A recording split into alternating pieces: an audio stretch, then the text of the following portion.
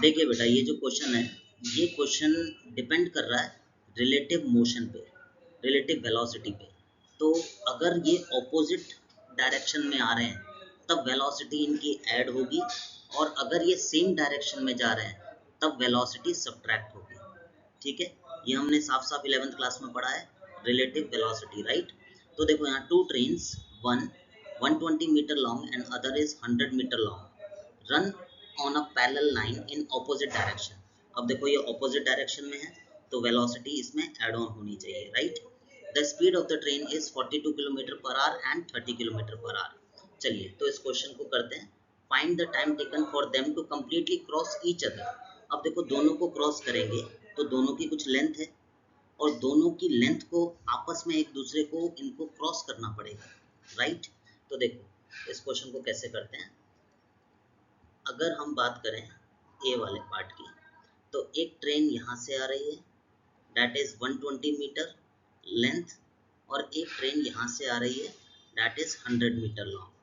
ठीक है, इसकी वेलोसिटी मैंने मान ली, एक की मान लो v1 और एक की मान लो v2, और v1 is given that is 42 kilometre per our, इसको मीटर पर सेकेंड में बदलना पड़ेगा हमें, और ये 30 किलोमीटर पर आवर, राइट। तो अब मैं यहाँ पर रिलेटिव वेलोसिटी निकालूँ, तो रिलेटिव वेलोसिटी है v2 माइनस v1। तो v2 है अपने पास 30 माइनस 42, बट 42 तो एक उसके ऑपोजिट डायरेक्शन में आ रही है, तो हमें इसको नेगेटिव लेना होगा, राइट।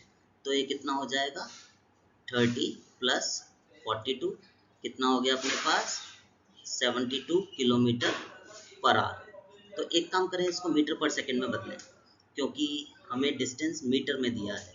तो कैसे करें इसको, तो 72 रिलेटिव वेलोसिटी 72 इंटू 5/18, ये कंसेप्ट हमें मालूम है, एंड 18 4 जा 72, 5 4 जा 20 मीटर पर second, right. So this is the relative velocity.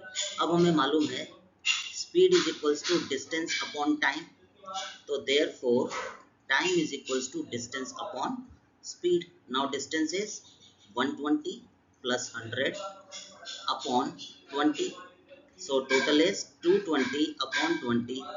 Now you will get 11 seconds. So they will cross each other in time 11 seconds if they are moving opposite to each other. अब इसमें B part में ये कह रहा है find the time taken if they are moving in the same direction. अब velocity यहाँ पर सब्ट्रैक्ट होगी क्योंकि दोनों की डायरेक्शन ऑपोजिट है। चलो सेकंड पार्ट पे आते हैं। तो देखिए इसमें बी वाला पार्ट क्या कह रहा है, अब ये भी इस डायरेक्शन में है और ये भी इस डायरेक्शन में है। अगर हम रिलेटिव वेलोसिटी निकालें तो v2 माइनस v1, तो एक है अपने पास 42 और एक है 30, तो ये कितना हो जाएगा अपने पास 12 किलोमीटर पर आवर, राइट। अब हमें इसको कन्वर्ट करना है, तो कन्वर्ट करिए, VR is equals to 12 into 5/18। इसको फर्दर कट करते हैं, 2 6 जा 12, 2 9 जा 18, 3 2 जा 6, 3 3 जा 9, तो अपने पास आ गया 10/3 मीटर पर second. So this is the relative velocity. अब टाइम निकालें, ठीक है, तो time is equals to distance upon relative velocity. Now distance कितना है, डिस्टेंस तो दोनों का उतना ही है क्योंकि दोनों को आपस में एक दूसरे को क्रॉस करना होगा। तो डिस्टेंस इज 120 और 100, right, and relative velocity is 10/3, तो आ गया 220 इंटू 3, क्योंकि 3 ऊपर आएगा, राइट, अपॉन 10। इसको कट करिए तो we will get 66 second they will take if they will move in same direction. Concept समझ में आया।